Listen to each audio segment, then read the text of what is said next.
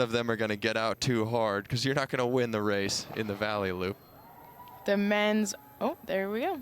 Men's race is off. Is brought to you by Brooks. This is the Brooks Pro Men's Race. The Open men went through their first mile in, I think they said 5:25. So we'll see how that compares here. I'm sure they're going to be a little bit more aggressive, I would say. I think so. Maybe closer to 5-minute pace. It'll be definitely interesting to see who, in the women's race, we saw Kayleen and Danny kind of get out front and looked really strong in that first half of the race, but then faded. And those who played it a little safer, a little more conservative in the first half had something left for the second round of hills. So we'll see if that rings true for the guys or how they tackle this. And in the women's race, Hansons-Brooks took it handily.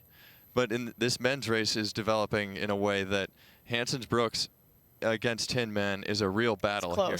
So just as we talked about, each individual has to think about what the other runners have or brought to play with, what tools they have to work with, and they have to take stock of all of that and measure their efforts against them. As a group here, the Tinmen have to do that against Hansons-Brooks and vice versa to figure out who's going to emerge from the cross champs race here as the victor. I always love that in cross about every point counts, like every jersey counts, feeling like going into the last mile, if you needed a little bit of inspiration, even if you could just pass one or two people, that could be the difference between getting on the podium or not. And so just feeling like even one more jersey, fight for every single jersey you could get. It's one of those things where the most valuable member of the team doesn't have to be the first person. Absolutely. Yeah, the number 5 runner could make or break you easily. I remember one year being, it was Louisville. We were, I think, like 8th and then 10th and 15th or something was like our first 3 runners. But then 4 and 5 were nowhere to be seen, so we ended up off the podium, and it was like, you got to have 5. That's the hard part about cross. You have to have 5 runners. You can't just have a couple solid studs. You have to be deep, which is tough. You have to have all your horses. Every good GA of a cross-country team knows that. Or GM, sorry. General manager. I knew what you meant. So we've got not graduate assistant. Well, every graduate assistant should know that as well if they're going to move up the ranks. So we've got Cameron Griffith here and Joey Barriatua out front, and then Dillon Maggard sitting in that middle position wearing the Hoka singlet. Griffith and Barriatua are running for Tinman Elite. New coach this year, Joan Hunter, Drew Hunter's mom. Yeah, that was cool to see that switch up. Honestly, for me, it was cool to see a female in that position. We don't see very many female coaches in the pros, and definitely don't see female coaches coaching male runners. So, yeah, I just saw that personally, thought really cool to see switch up. And they're having a lot of success this fall, too. Seems to be working. At the USATF Champs, Barriatua ran well, and so did Barraza. And then Barriatua also took 5th at the Manchester Road Race on Thanksgiving, too.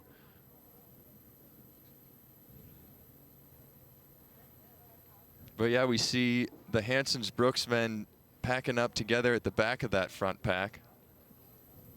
And they're rounding the Valley Loop here. This is their second time around. 2 loops on the bottom, prepping for the hills. They're coming up, yeah, around this curve, they'll hit the 1 mile. Yep, shaking it out. People are staying in touch here, but... Is that Henry Sterling on the left-hand side of the screen there in that pack with the Tracksmith top on? I believe so. There's about 3 guys up there in the front right now. Again, very early on. So you see Barraza over there on the left side, too, in the headband, part of the Tinman Elite. He's a steeplechaser. What? Steeplechasing the cross-country of the track. That's what they say. Is that what they say? Yeah, I think so. That's how it started. Bringing cross-country to the track. Why am I telling you this? So I believe they're getting towards the mile marker right now, and I think they've reached it in under 5 minutes On the wow. They definitely have, they're because way past the mile marker now if they're going up switchbacks. they could be between 440 and 445. They're which flying. Typically, that's what the high school runners run for their opening mile, which is blazing. Half the distance when high school runners are going. We have a early leader trying to gap the field here. This might be Everett Silva up front here, and he's run this course because he's from California. Let's hope he knows what he's doing. From Fresno, California, University of Portland guy, now representing New Generation track and field. So I could be wrong, but I think that's who's making the bold move out front. We'll get a better idea about it on this descent. I wonder how many times he has run this course, being from Fresno. Yeah, I would imagine quite a few. But look at that. You've got the Hansons-Brooks guys in the yellow singlets there, and there's a bit of a gap. They're marking that pack there. That's mostly Tinman athletes. I wonder if they got the same direction. The women their post-race interview, they said they got very clear direction to stay as a pack for the first 20 minutes before they were allowed to make any moves, and they were supposed to just cater to whoever was not having having the least good day. They were supposed to cater to that athlete and run together for 20 minutes before they really let themselves race, which is a tactic I remember we did a few times in college, mostly at conference or at beginning of the season meets when we were trying to really pack up. But you see the men's team from Hansons-Brooks doing the same thing. So I'm sure they probably got the same direction. Stay as a pack for maybe, the first half, and then you can let her rip. I mean, maybe they talked to Everett Silva, too, because people can get pretty excited when somebody jumps out to the front like that, and it could string out that front pack or get you pulled along to a pace faster than you'd like to go. Maybe they have a deal to share the revenue share. Yeah. Who knows? Who knows what kind of dirty dealings are going on behind the scenes? These are here. track and field cross-country runners. They're, you never know. Can't trust them. Yeah, they're gamers here. No, this is really interesting, though. Definitely opening it up. An aggressive move on that first loop. He may be Silva. going for an all-time PR here on this first loop here, and then second half be damned. PR on this course? We don't have that, do we? His PR is 29:17 for the 10K on the track, I'm assuming. On the track, yeah. And he's also a 13:48 5,000-meter man on the track. We've got Dillon Maggard, too, trying to bridge the gap as they come back onto the airstrip here, make their way towards poop out. Everett Silva has a great lead right now. He's trying to get money in the bank, but Maggard's trying to catch up to him. And going into this race, I mean, I kind of pegged Maggard as a guy who could take this. It just seems like this course could fit him. He's a rangy guy. He can hang in there. He's got a good chin, I think. A good chin. Yeah, which is what you say about boxers. They can take a lot of punches and keep punching back. So that's he's your horse. Have you put money on him? Don't lie. No, I haven't. I have to stay neutral as a commentator on this race. Well, he was second at that Sugar Run 5K, running 13:50, and the last mile of that race he ran 4:10, which is a good finish foot speed there. He's fit. Yeah, and that was just recently. Yeah, and the winner of that race is in this race too, Cameron Griffith of the Tinman. So I think that maybe was a sprint finish because they were 13:49 and 13:50, so it was a close one. Dillon Maggard trying to exact revenge on Cameron Griffith today here at Mt Sac. That's what it's all about. Griffith more of a 1,500-meter 5K guy, and Maggard more of a 5K, 10K guy. So this is playing into more of Maggard's strengths here. Okay, take it easy. We know who your favorite is. All right, it's time to talk about somebody else. Yeah. We got Everett Silva up there, still in a commanding lead on the course, and they're coming up to around the 2-mile mark here. We'll get some splits, hopefully, and see what the gap is in terms of time. The 2-mile is roughly hit like right around here, the saddle between Poop Out and Reservoir Hill. So he's about 9:40 for 2 miles, Everett Silva up front. which is screaming when you think about those having hills. to run switchbacks and poop out in there. And Maggard charging ahead, trying to get up to Silva. Silva still looks relaxed, though. And then you got the whole pack behind you. You can hear a lot of those footprints behind you. I think with the ground being so hard the way it is, you're definitely hearing pounding of feet on the ground. It's not going to be, there's no stealthy sneaking up on anyone. Yeah, there's a good view of what the race is looking like at the moment. Everett Silva out front, followed by Dillon Maggard, and then the group of Tinman Elite behind them. Yeah, Tinman has a really strong pack right there. Only person who's not in that pack, not in Tinman, is Aiden Reed from Roots Running Project. He's in there with all those Tinman. Okay. Tinmen. Tinmen, yeah. Was that what you say? In the plural? With all the Tinmen. Tinman Elite, I think. Seems right. Silva out here making a statement. He's getting a lot of good camera time, that's for sure. And we'll see if he's for real as he comes up Reservoir Hill here. Oh, he just took a little sneak peek. He looked back to see how his lead is looking. I would imagine he's on very similar, if not faster pace to what he ran in high school here, because 9:40 through 2 miles is screaming on this course. Dillon's the only one who doesn't want to let him get too far. It looks like the rest of the runners are kind of hanging back more, and Maggard looks like he's like, I don't want to let this guy get too far away. Look at that shot. That's beautiful. Running up that ridge there. You got some crosswinds there, which is kind of nice. You can get a little breeze. Easy for you to say. Crosswind. Everett Silva coming up here. Top of Reservoir Hill. He's on the top of the world right now. Now he comes down and then does another loop of the flat loop, right? Yeah. And Dillon Maggard trying to close the gap on this downhill.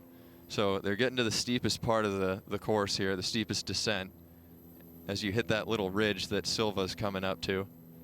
We'll see. Stay on your feet, Everett. As I was doing my research for this, I saw that Drew Hunter posted back in September was the first post he did that made it look like he was doing cross-country workouts, preparing for a cross-country season. Back in September, which seems like a long time ago, doing lots of grass workouts to get really strong for this. But then I saw the course for the first time today, and I thought, I don't know if grass workouts are super relevant for this course, but maybe it makes you strong regardless. And so, well, those guys do a lot of running on the rolling dirt roads out there in Colorado too, which is similar to this footing here. I love that roar of the crowd that you can hear as they round off that turn too. You know they're giving these guys some energy. Everett Silva coming back into the valley loop. We have some updated splits here. Again, the mats are not at relevant time, irrelevant distances. It's not a 2-mile split or anything. But there is a 6-second gap between Silva and Maggard, which is interesting. And then only 4 seconds back to Kyle Medina. Okay, so Silva holding on to this lead too. And he's on the valley loop here before they get back up to the switchbacks, but there'll be a cone on a post, and that'll denote the 3-mile mark. So we'll be able to see what that is. At split 1, there was 7 seconds between Silva and Maggard, and at split 2, it was exactly 6 seconds. So I mean, pretty much holding the same lead there. Yeah, this cone here is the 5-mile mark, so not quite to 3 miles yet. Oh, there's a good shot of the Hansons-Brooks team. So they're trailing the Tinman pack right now, but we'll see who can navigate these hills coming up better and who can come out on top. Tinman right now at that 2-mile or that split 2 is holding spots 4, 5, 6, 8, 9 and 12. So that's going to be pretty tough to beat. That's a pretty solid showing so far, you know, as long as nothing gets super chicken up there. So 3 miles. That'll be good. 3 miles hit by Everett Silva in 14:52. So that's cooking, because if 2.93 is the length of the high school course here, that's roughly, I would say, close to 14:30 for that. And the course record for high schoolers is 14:23. And Everett Silva has a full lap to go. Wow.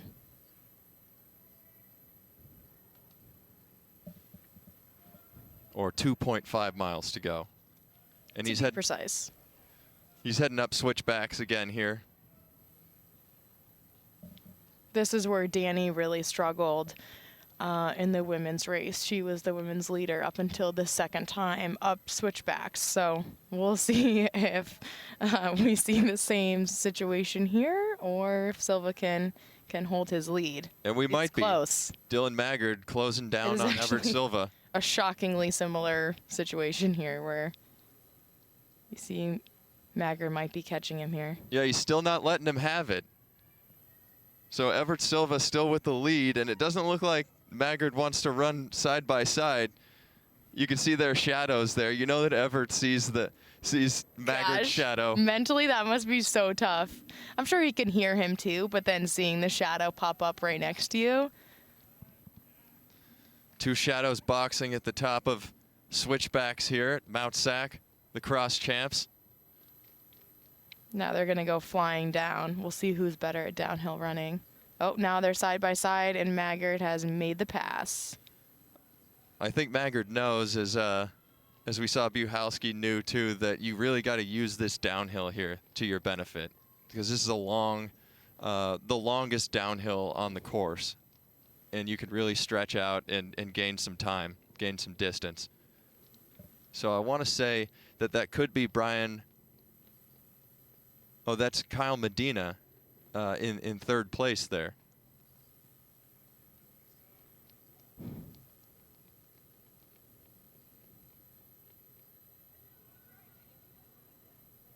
Got my steepler in third. He's a California guy too, from Ventura. Went to Chico State, Ventura High School. Chico State, powerhouse Division II program too. Coach Gary Town really does a number with those guys there. So, and we do know that Kyle Medina ran 15:11 at Mt Sac in high school. So he has definitely, I would say, beaten that time for today. Sure. En route to 5.5 miles. About to double it. Look at this shot here, just barreling down the back of switchbacks, or the front side. Dillon Maggard out front, Everett Silva, and then the pack. Look at that. Maggard has definitely put some space on Silva now during that downhill. He's widened a pretty good gap now. I think mentally for Silva, that's going to be tough to regain. Especially heading into poop out here. I can't not laugh. I thought you could get through that. I thought you could do it. I was so close. Oh, so mature. I mean, you can get it. You get in, and everything sounds so hardcore, and then you're like, oh, they're gonna run up poop out right now. I love that is the actual official. When you said that, I thought that was no, but Aaron and Josh said the same thing in their video. It's like, no, this is a known thing. That's what we call that hill. These hills are legendary. That's what adults call that hill. That's right. Okay, just wondering. And Maggard's swinging around those cow fences now, the cattle fences, hitting the mats and rolling up poop out. And I think we're going to get a head-on shot just how steep this thing is. It looks like it's dusty, too. I don't know if that's just blur, but it looks dusty out there. They're getting that card out of the way so that they're not blasting dust into Dillon Maggard's face. Look at this, though. Everett Silva looks like he's trying to claw back to Dillon Maggard up poop out. So Everett Silva's having a tough run right now. It's very impressive. I mean, you know how much I like Dillon Maggard. So for Everett Silva to do this, I'm becoming more and more of an Everett Silva fan minute by minute. I'm still not convinced that you didn't have some kind of financial bet on Maggard. I mean, the investigation maybe uncover some things later on, but we'll figure that out. You're supposed to be neutral. I am.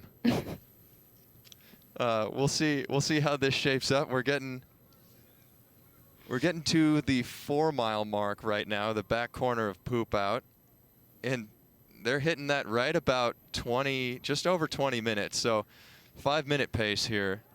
Update on the Tinman, number 3, 4, 5, 6, and 7 in the field right now. So that's their top 5 and the top 7. That's pretty cool. I saw on Joey's Instagram the other day, he posted after the New York City Road Championships, the 5K champs, he said, and this is a quote, "Surround yourself with people who give a shit about you." And I thought that was really cool. I was like, there's just something really special about being part of a team, working together, and feeling like not only, are they pushing you to get better, but they really care about who you are as a person and want you to be not only a good runner, but, be fulfilled, be happy, and be well-rounded, be mentally healthy and physically healthy, and, just have that well-rounded community. And it seems like they're doing a really good job of that over there with those Tinmen. Yeah, I agree. Wise words from Joey Baggs, also known as Joey Wet Shoes, because he started to steeplechase last year. Also, nothing gets old like talking about steeplechasers and their wet shoes. Yeah. Also, interesting fact: Joey Barriatua went to the same high school as Tom Brady, and Tom Brady, maybe not a star growing up, just like Joey Barriatua, but Joey Barriatua rounding into form. And I'm not saying he's the Tom Brady of running, but it's kind of cool though. Sarah High School, San Mateo, California. That's right. So he's another California guy. Too. He must be used to this course. And here we are. So we have Jermaine Coleman has overtaken Everett Silva here. So one of the Tinmen has sprung loose from that pack and is now charging after Dillon Maggard. But Maggard has a pretty good lead as he's rounding the turn and going up Reservoir Hill. Not to say that I have any favorites in this race, but Joey Barriatua again. But I saw on his page that he has another Instagram account called @ShoesIWouldTotallyWear, and he posts sketches of running shoes and sneakers, sketches that he has done, and says that he's an aspiring footwear designer. He's got 70 posts on that Instagram page called, I'll shout it out again, @ShoesIWouldTotallyWear. Which is pretty cool. Yeah, that's awesome. He's going to get a lot more followers, too, now that you plugged it on. I hope so. He was a cool follow. I started following. Nice. So we have, and it looks like we have a Brooks-Hanson's athlete, Hanson's-Brooks, coming up, and I think that could be Zach Panning in 4th place. So he's jumped in front of that Tinman pack. But right now you still have Dillon Maggard, Jermaine Coleman, and Everett Silva, and they've crested Reservoir Hill. So this is they're at the top of the final hill of the day here at the Cross Champs. Mount San Antonio College, Walnut, California. This is the Hollywood of cross country, ladies and gentlemen. Jermaine Coleman from Preston, England, went to Eastern Kentucky. He's never raced this course before. No, but he looks like he's loving it at this point. And another steeplechaser. Love to see it. Steeplers unite. Yeah. Look at that shot there. Sun setting in the background almost. It is golden hour right now, I think. Sunset's here at like 4:45 at this time of the year, so the last hour before sunset. And this is flying down Reservoir Hill right now. Maggard out front. This is it. I mean, he's made it through all the hills now. He's just got one loop on the flats, and he's homeward bound. So he's got a substantial lead. We'll see what it is second-wise as Jermaine Coleman's chip registers, but it's pretty solid heading into the final valley loop. Yeah, he's got an 11-second lead there. What was Carter Chrisman's projection for the men's winner time? He said 27:30. So we'll see. We'll see. We'll see it. Carter Chrisman, still the course record holder at this point. That's right. Enjoy it while it lasts, buddy. A couple more minutes of glory. He's out celebrating somewhere around here. Maybe he's got an athletic brew out. We condone it. Absolutely. Okay, so they hit. Now they're flipping around the backside, and this is the valley loop. They're going backwards on it this time. As they hit that sign there, that'll be the 5-mile mark. So Dillon Maggard, right, 24, so sub 5-minute pace. Around 24:53 for 5 miles. The last check-in we got, there was 11 seconds between Maggard and Coleman. Maggard looking strong right now. Sizable gap. Yes. Jermaine Coleman would have to do something incredible if he's going to make up this gap at this point in the race. But stranger things have happened. There is a race developing behind Dillon Maggard here. That's Zach Panning. And coming from running with his Hanson's Brooks team early on to breaking away, I would love to see his splits after we can dig into that after this race. Because yeah, probably a negative split. I'm sure it's big time. Mm-hmm. And then Everett Silva behind him, and then just the pack of Tinman behind him. Just a pack of rattling tin men back there. It looks like Cameron Griffith is having a really good day. He's gone up 12 places. Cameron Griffith, the known 1,500-meter runner. Showing his speed there. Yeah, he's gaining a few points from the tough guys. I always think it's funny when people talk about 1,500-meter runners. You know, watch out for him at the end. But I always think, well, it's at the end of a 10K. You know, do you really have speed like that after 6 or 5 miles worth of work? You know, your 1,500-meter speed's not always relevant at that point. Yeah, you got to get there. And Dillon Maggard now nearly there. He's swinging into the gauntlet here. Gave a little look back. He's a sub-4 miler as well. And now he's heading onto the gravel, onto the gauntlet. We're going to see him coming up pretty soon. This is an incredible performance to run sub 5-minute pace on this course. The toughest course in the United States for cross country. Definitely the most legendary. There he is. Giving a wave to the crowd. 27.0. Just over 27 flat. Wow. Here comes Jermaine Coleman into the chute. He holds off Zach Panning. Zach Panning with the watch split.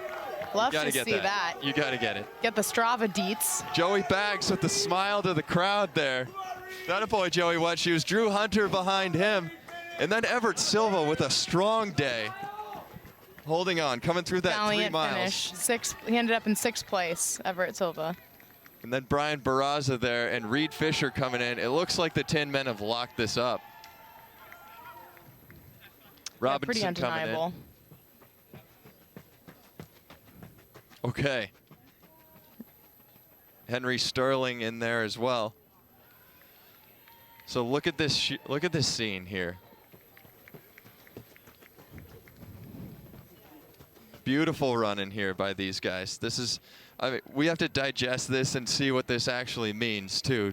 I'm sure there will be a lot of, a lot of research around these numbers and how they stack up and what they mean in the grand scheme of things due to how studied and legendary this course is. There's Cale Adams. He won the Trials of Miles Austin race earlier this fall.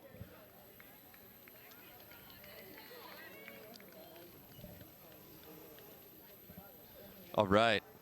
People are actually, I mean, we see some smiles crossing the finish line, and they don't look, I mean, they're not miserable. It's surprising. I'm kind of shocked.